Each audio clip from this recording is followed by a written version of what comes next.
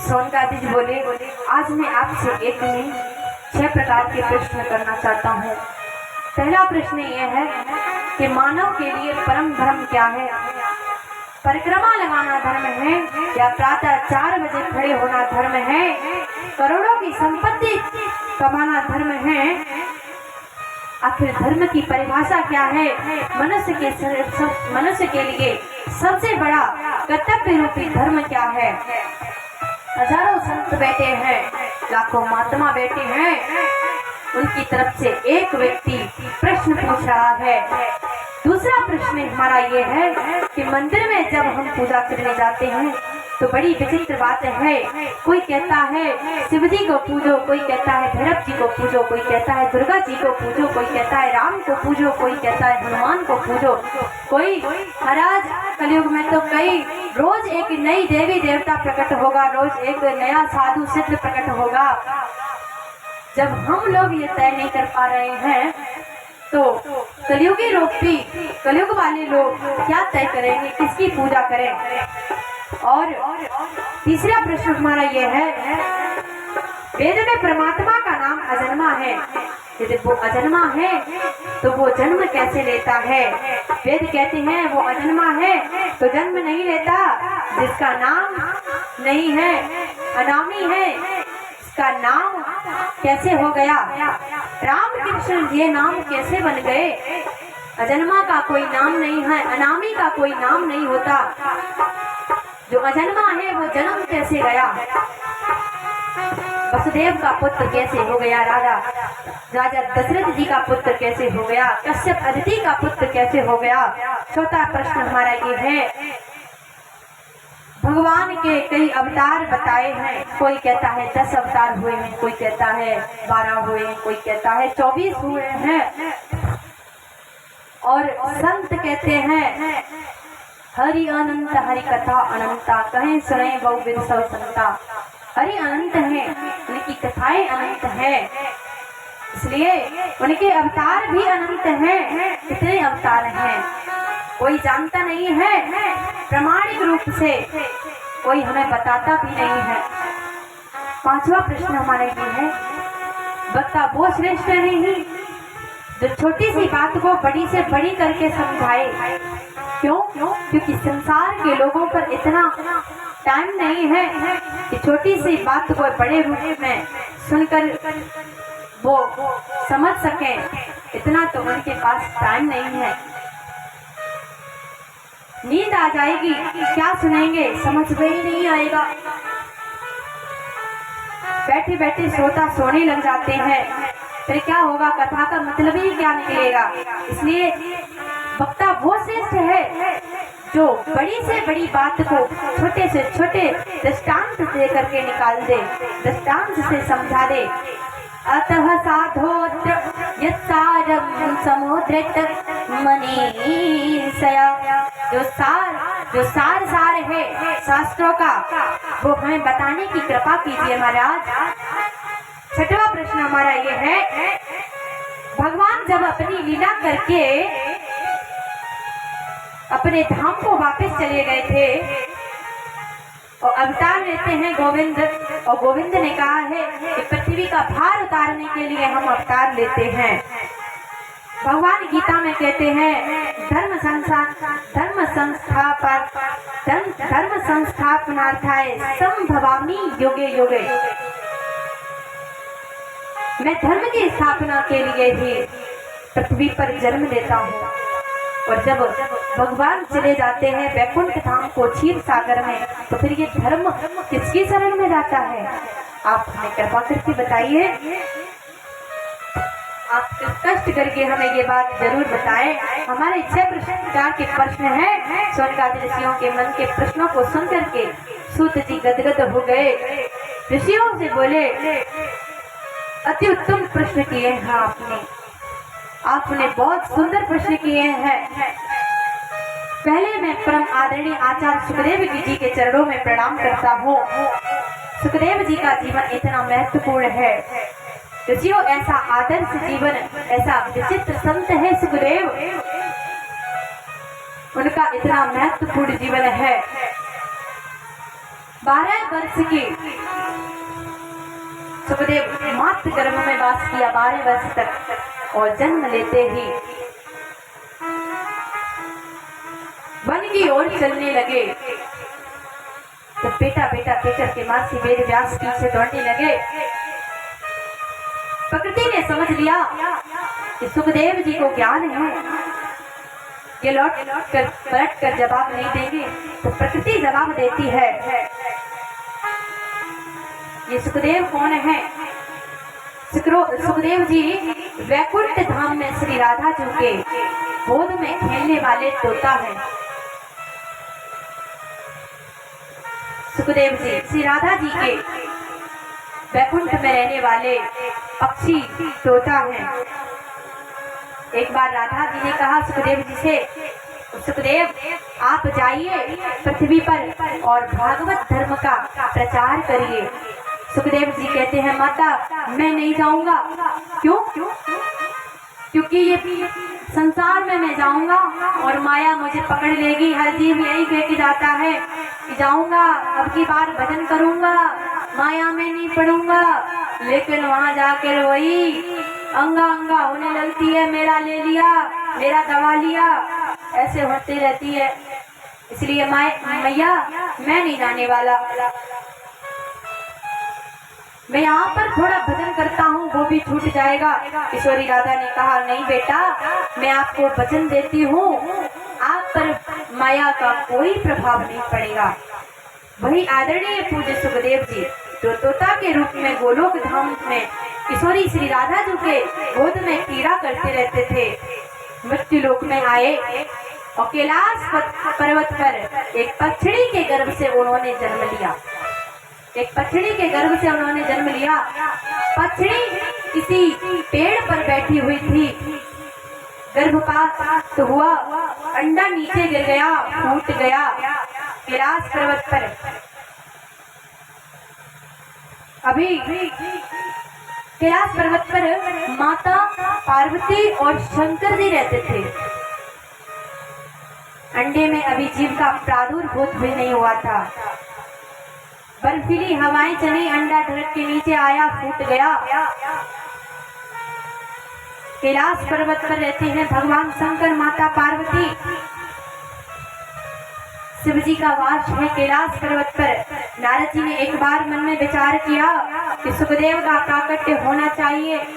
आदरणीय सुखदेव जी का प्राकट्य होना नहीं होगा तो तब तक जन जन में श्रीमद् भागवत का प्रचार कैसे होगा। नारद जी बड़े विचित्र संत है महाराज। नारम ज्ञानम ददाति इति नारद, जो ज्ञान का उपदेश करे उसे नारद कहते हैं, या नारम अज्ञानम धति खंडति इति नारद, जो अज्ञान का खंडन कर दे, अज्ञान के अंधकार को निकाल करके फेंक दे, ज्ञान का प्रकाश भर दे, उसे नारद कहते हैं। नारद का एक स्वभाव मैं आपको बताऊं, उनका एक स्वभाव है कि जिस घर में कभी झगड़ा नहीं हुआ होगा, यदि नारद जी वहां पहुंच गए तो वहां आज से ही झगड़ा शुरू हो जाएगा। और जिस घर में हमेशा झगड़ा होता है वो उस घर में यदि नारद जी का पदार्पण हो गया तो उस घर में सदा सदा के लिए झगड़ा मिट जाता है। नारद जी एक विचित्र संत है महाराज। आपने टीवी टेलीविजन पर देखा होगा, नारद जी को एक बहरूपिया रूप में दिखा दिया गया है। ऐसा रोल दे दिया है नारद जी का, यानी कि कोई बहरूपिया हो। लेकिन आपने संत नारद की महिमा का अभी तक पढ़ा नहीं है। नारद की महिमा का अभी तक आपने ज्ञान नहीं किया है, श्रवण नहीं किया है। नारद का जिस भी व्यक्ति को, जिस मनुष्य को एक बार दर्शन हो जाए उसे भगवान के दर्शन अवश्य होने हैं। नारद जी ऐसे विचित्र संत हैं, कुछ भी करें, नौका दो करेंगे लेकिन भगवान को आपसे मिलाकर ही रहेंगे। नारद शास्त्रों में वर्णन आता है, नारदो देव दर्शन, नारद का जिसने दर्शन कर लिया उसको प्रभु का दर्शन तो जरूर ही होना है। नारद जी ने सोचा कि लक्ष्मी नारायण में एक बार मैं झगड़ा करा ही चुका हूँ, उमा ब्रह्मा जी में और उनकी पत्नी में एक बार मैं झगड़ा करा ही चुका हूँ। शिव और पार्वती बचे हैं, पहले मैं थोड़ी और सुन लूं। तो संत नारद जी के चरण चल दिए कैलाश पर्वत की ओर। कैलाश पर्वत पर केवल माता पार्वती बैठी हुई है। नारद जी ने देखा माता पार्वती अकेली है। नारद जी पहुंच गए, बोले माता प्रणाम। संत जी को माता पार्वती ने प्रणाम किया और बिठाया, आसन डाला, भोजन फल रखे। नारद जी पाओ, आजकल आप आते जाते नहीं हो, क्यों बंद क्यों कर दिया है? नारद जी बोले माता क्या बताऊं, संसार है ना बड़ा कपटी है। ये संसार बड़ा देखने मात्र का संसार रह गया है। सब झूठ बोलते हैं, सब कपट करते हैं, छल करते हैं माता, इसलिए मैंने आना जाना सब बंद कर दिया है। क्यों? मेरे पार्वती माता कहती हैं कि भाई मेरे पति तो इतने अच्छे हैं, बहुत कोई भी बात नहीं मुझसे छुपाते। मुझसे तो भाई एक भी बात का छुपाव नहीं रखते, इतने मेरे पति अच्छे हैं। अच्छा नहीं छुपाते होंगे मैया, लेकिन संसार अब अच्छा नहीं रहा। संसार में सभी लोग कपटी रह गए हैं, सब कोई प्रेम नहीं करता, सब झूठ बोलते हैं। माता सुर नर मुनि सबकी यह रीति, स्वार्थ लाभ करें सब प्रीति। संसार के लोग सबकी यह रीति,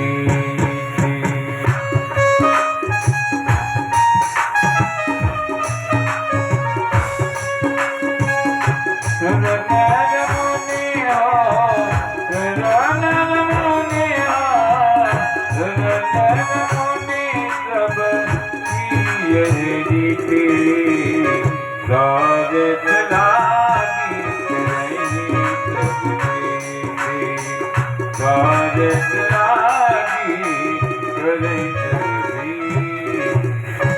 संत नारद कहते हैं कि माता सभी अपने अपने स्वार्थ से प्रेम करते हैं। जिसको जिससे स्वार्थ रहता है वही उससे प्रेम लिपटता फिरता है, प्रेम करता है, बनावटी प्रेम करते हैं संसार के लोग। माता पार्वती को कहने का अवसर मिल गया, नहीं नारद ऐसे लोग सभी नहीं होते, मेरे पति तो ऐसे हैं, गुरु मंत्र होता है ना, उसे छुपा के रखना चाहिए, लेकिन मेरे पति ने तो मुझसे वो भी नहीं छुपाया, उसको भी मुझे ही बता दिया। अच्छा हाँ, इसे शास्त्र कहते हैं गोपीनयम गोपनीयम गोपनीयम प्रयत्नतः, छुपाने का प्रयास करो, से गुप्त रखो। गुरु मंत्र होता है उसे किसी को बताया नहीं जाता, लेकिन मेरे पति ने तो मुझे वो भी बता दिया। और पता है वो जब जाप करते हैं, ध्यान करते हैं, समाधि में जो भी देवता का दर्शन करते हैं ना, वो आकर के शाम को मुझे बताते हैं कि आज मैंने उन देवता का दर्शन किया, उन भगवान की झांकी का दर्शन किया। इतना प्रेम करते हैं। तो नारद जी ने कहा सत्य है माता, करते होंगे, तब तो उन्होंने ये भी बता दिया होगा कि जो नार में मुंडमाला है वो 24 घंटे डाले फिरते हैं, उनमें मुंड किसके लगे ये भी बता दिया होगा। माता पार्वती का दिमाग ठनक गया, ओहो ये बात तो आज तक नहीं बताई कि जो 24 घंटे में जो मुंडमाला गले में रहती है उसमें किसके मुंड है, ये बात नहीं बताई। बस संत नारद जी ने धीरे से कहा हो गया काम, और चल पड़े, नारायण नारायण, मैं तो चला माता। इतनी आग देकर चले गए संत नारद जी और चले जा रहे हैं। रास्ते में मिले शिव जी, पार्वती जी ने सारे गहनों को उतार दिया, मोटा कपड़ा पहन लिया, काला कपड़ा पहन लिया और कोप भवन में पहुंच गई। पुराने जमाने में स्त्रियां जब रूठती थी तो पहले ही घर वाले जब मकान बनवाते थे तो एक कोप भवन जरूर बनवाते थे कि जब जिसकी स्त्री रूठे भाई इस कमरे में आ जाती, जो भी रानी रूठती कोप भवन में पहुंच जाती। और जिस राजा की रानी लूटती उसको पता चलता कि मेरी रानी कोप भवन में है, तो फिर उस राजा को जाना पड़ता मनाने के लिए। लेकिन आज कंडीशन ये है कि घर को ही कोप भवन कर दिया है नारियों ने। माताओं ने थोड़ी थोड़ी बात पर नाराज हो जाती है। ऐसा लगता है कि नाक पे गुस्सा रहती है, जरा जरा सी बात पर उठ जाती है। एक दो बार पहले रानियां लूटती थी तो इसलिए कोप भवन बनवा दिया जाता था, लेकिन अब तो भगवान ने घर को ही कोप भवन बना दिया है, तो क्या बताएं।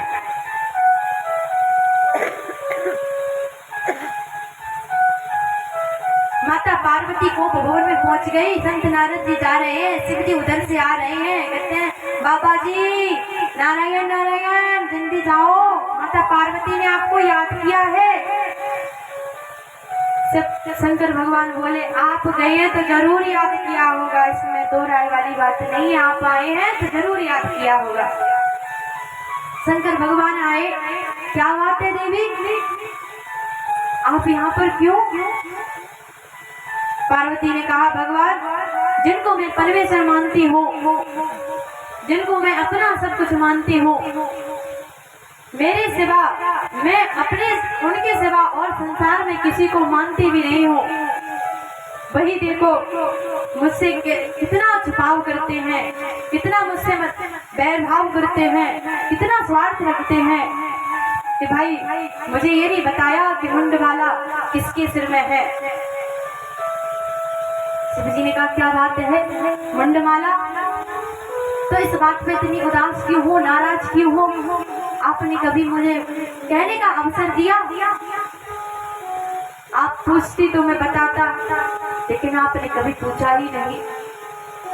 देवी ये मुंडमाला किसी और की नहीं, आपकी है। जब जब आप अवतार लेती हो, जब जब आप अपनी माया में परिवर्तन लाती हो, जब जब आप अपने स्वरूप में परिवर्तन लाती हो, तब जब आप अपनी देह का त्याग करती हो ना, तो आपने इतने अवतार ले लिए। ये मुंडमाला है ना, ये आपके अवतारों का प्रमाण है कि मैं तो आपसे इतना प्रेम करता हूँ कि आप मर जाती हो, आप दूसरा अवतार शरीर का त्याग करती हो, तो मैं एक एक मुंड को पिरो लेता हूँ। पार्वती बोली तब तो आप मां कपटी। शंकर जी बोले सो कैसे, ऐसा कैसे, ऐसी कौन सी? माता पार्वती कहती है कि आपने ऐसी कौन सी दवाई खा रखी है जिससे आप कभी मरते नहीं, आप अजन्मे हैं और मुझे बार बार अवतार लेना पड़ता है, मुझे बार बार मरना पड़ता है।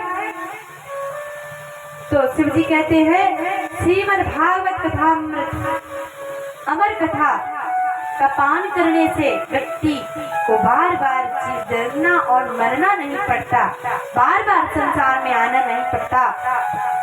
पार्वती चरणों में गिर करके बोली वो अमृत आप मुझे भी पिलाओ स्वामी। शिव ने कहा भागवत की कथा सुनने के 3 विधान हैं। भागवत की कथा सन्मुख बैठ करके सुननी चाहिए, एकदम प्यास मंच के सामने, मंच के पीछे बैठ करके कथा सुनने से निषेध है, दोष लगता है शास्त्रों में। भागवत की कथा में बीच में उठना नहीं चाहिए, व्यर्थ की बातें नहीं करनी चाहिए, बीच में बोलना नहीं चाहिए। यदि बोलना है तो भगवान का कीर्तन बोलिए, संकीर्तन बोलिए, जय श्री कृष्ण बोलिए। तीसरी बात है भागवत में सोना नहीं चाहिए, एकाग्र होकर तन्मय होकर कथा श्रवण करनी चाहिए। लेकिन देवी मैं तो कथा कहता हूँ तो नेत्र बंद करके कहता हूँ, आप सुन रही हो कि नहीं सुन रही हो ये मुझे कैसे पता चलेगा? कैसे जान पाऊंगा कि आप सोई हुई हो या फिर सुन रही हो? जब तक कथा चलेगी आप जब तक बीच में ऊ बोलती रहना। संस्कृत में हाजी हाजी का अर्थ होता है ऊ बोलना। आप ऊ करती रहना, हुक्का देती रहना, मैं समझ जाऊंगा कि आप श्रवण कर रही हो और मैं कथा सुनाता रहूंगा। पार्वती जी को शिव जी कथा, भोलेनाथ जी कथा सुना रहे हैं, माता पार्वती कर रही हैं। कैलाश पर्वत पर केवल माता पार्वती शंकर जी हैं और कोई नहीं है। लेकिन जो सुख पक्षी का जो अंडा था वो फूट गया था। वो अवश्य डला था शिव जी के पीछे। शिव जी के पीछे वो फूटा हुआ अंडा डला हुआ था। तो पहले दिन की कथा से वो अंडा साबुत हो गया, उसमें जीव का प्रादुर्भूत हो गया। दूसरे दिन की कथा से अंडा फूट गया और उसमें से सुंदर छोटा सा पक्षी निकल पड़ा और वो कथा को टुकुर टुकुर सुन रहा है। और चौथे दिन की कथा आई, तीसरे दिन की पक्षी आराम से सुन रहा है। और चौथे दिन की कथा में तो भागवत कथा में रसगुल्ले की वर्षा होती है। चौथे दिन माता पार्वती जी कथा सुन रही है। सुबह 6 बजे से शाम 6 बजे विराम लेती है और 6:01 से फिर शुरू हो जाती है। नॉन स्टॉप कथा चल रही है माता पार्वती भोले बाबा की। शिव शंकर कथा सुना रहे हैं, माता पार्वती सुन रही है। और माता पार्वती को थोड़ी थकान हो गई। चौथे दिन माता पार्वती सो गई। जमाई ले ली माता पार्वती ने। कृष्ण चरणों में प्रेम सुखदेव जी का बढ़ा। माता पार्वती सो गई। ओ होना बंद हो गया। तोता ने कहा कि तुम्हें कथा सुनने में तो आनंद आ रहा है, लेकिन मैया सो गई शायद। देखा मैया सो गई। अब सुखदेव जी नहीं चाहते थे कि कथा विश्राम ले, इसलिए माता पार्वती की आवाज में तोते ने बोलना शुरू कर दिया ओ। और कथा चल रही थी योग योगेश्वर विन्यास, योग के स्वामी अधीश्वर उद्धव जी को जब पता चला कि भगवान श्री कृष्ण अपने अवतार का जितना भी जो कार्य था उसको पूर्ण करके क्षीर सागर को जाना चाहते हैं, तो उद्धव उनसे योग का ज्ञान सीख रहे थे। इतना सुना था माता पार्वती ने, भगवान उनको योग का ज्ञान दे रहे थे, योगेश योग विन्यास का ज्ञान सुना रहे थे। इतने में माता पार्वती सो गई। और माता पार्वती सो गई, इतने में सुआ ने ऊ करना शुरू प्रारंभ कर दिया। और जब कथा पूर्ण हो गई तो शंकर जी ने बड़ी जोर से जयकारा लगाया, बोलिए श्री सुखदेव जी महाराज की जय, बोलिए श्री रामचंद्र भगवान की जय, बोलिए श्री राधारमण सरकार की जय। ऐसे करके जयकारा लगाया। तो माता पार्वती एकदम धड़ाम से उनकी नींद खुली। कहती है अरे हाँ स्वामी बताइए फिर उद्धव जी ने योग कैसे सीखा? क्या कहती हो देवी, कथा तो पूर्ण हो गई, आप कहती हो कि कैसे सिखाया? अरे पार्वती तो रोने लगी, महाराज मैं तो सो गई थी, स्वामी मैं तो सो गई थी, कथा आपने पूर्ण कैसे कर दी? मैं तो ऊँ करना बंद हो गया होगा। शिव जी ने कहा तो ऊँ बंद ही नहीं हुआ, तो फिर किसने किया? उन्होंने देखा पीछे तोता बैठा है। शिव जी त्रिशूल लेकर के उस तोते के पीछे पड़ गए। तोते के पीछे पड़ गए। उड़ता हुआ नन्ना नन्ना सा सुख उड़ता हुआ जा रहा है। कैलाश पर्वत के नीचे बद्रीनाथ धाम है, उसमें सम्याप्रास का नाम का आश्रम है। श्री व्यास जी की पत्नी है श्री बिटिका देवी। वो कह रही हैं कि प्रभु बुढ़ापा आ गया महाराज, अभी तक कोई पुत्र नहीं हुआ है। व्यास पत्नी को समझा रहे हैं कि नहीं देवी, भगवान पर भरोसा रखो, अवश्य पुत्र होगा। एकदम उबासासी आई। बिटिका देवी जी ने ऊपर को मुंह किया, सुग्गा सीधे मुंह के द्वारा उदर में चला गया। सुखदेव जी व्यास पत्नी के उदर में चले गए। बोलिए सुखदेव भगवान की जय। श्री शंकर जी देख करके चले आए, लेकिन उन्हें वो तोता नहीं मिला कि कहाँ चला गया। शंकर जी इस बात से रुष्ट नहीं थे कि तोते ने कथा सुनी। शंकर जी इस बात से रुष्ट थे कि इसने ब्रह्म विद्या की चोरी की है। ब्रह्म विद्या की चोरी की है इसने, इसको पाप लगेगा, इसे तो मैं मार ही डालूंगा। इसलिए कथा को ध्यान से दे करके सुनना चाहिए, मन एकाग्र होकर के सुनना चाहिए। सुखदेव जी 12 वर्ष हो गई, लेकिन सुखदेव जी ने गर्भ से निकलना बाहर नहीं किया। सुखदेव जी की माता कहती हैं बिटका देवी कि महाराज कोई वेदांत का बखान करता है, पेट से आवाज आती है, लेकिन ये बालक निकलना नहीं चाहता, बाहर दुनिया में नहीं आना चाहता, ऐसा क्यों है? तो व्यास जी कहते बेटा आपकी मम्मी को दर्द होता है, आप बाहर निकलिए। सुखदेव जी कहते हैं नहीं पिताजी मैं नहीं आऊंगा, ये विष्णु की माया मुझे घेर लेगी, ये संसार की माया मुझे जकड़ लेगी। व्यास जी कहते बेटा मैं तुम्हें वचन देता हूँ, ये विष्णु की माया है ना, ये आप पर प्रभाव नहीं डालेगी, आप चिंता मत करो, मैं आपको वचन देता हूँ। लेकिन सुखदेव जी ने नहीं माना। सुखदेव जी कहते हैं स्वयं विष्णु आकर के मुझसे कहे कि मेरी माया का प्रभाव आप पर नहीं पड़ेगा तो ही मैं यहाँ पर आऊंगा, वरना नहीं आऊंगा। स्वयं मेरे भगवान को आना पड़ा, सुखदेव जी को वचन देना पड़ा कि सुखदेव आप गर्भ से बाहर आओ, मेरी माया आपको नहीं व्यापेगी। सुखदेव जी ने जन्म लिया और जन्म लेते ही महाराज सुखदेव सीधे वन की ओर चले गए। यम प्रवजंत मनुपेत कृत्यम देवपायनो विरहाकातराजवाः